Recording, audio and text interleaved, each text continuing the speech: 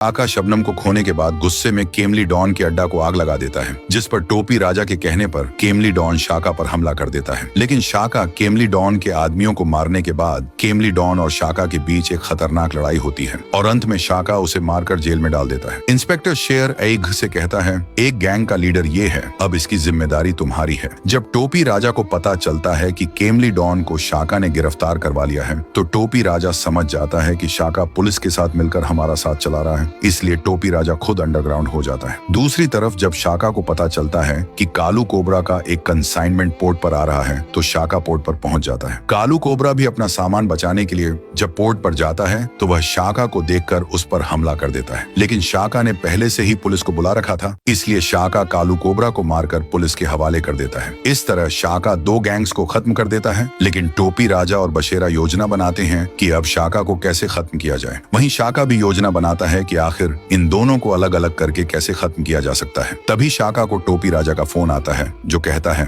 शबनम अभी जिंदा है, तुम ये दुश्मनी खत्म करो, मैं तुम्हें शबनम वापस कर दूंगा। यह सुनकर शाका खुश हो जाता है और कहता है, बताओ कहां पर आना है। शबनम जिंदा तो होती है, लेकिन यह टोपी राजा की योजना होती है कि शाका को किसी तरह फंसाया जाए ताकि वह फिर से राज कर सके। तो दोस्तों, अब सवाल यह है, क्या शाका शबनम को बचा पाएगा या टोपी राजा अपनी चाल में कामयाब हो जाएगा।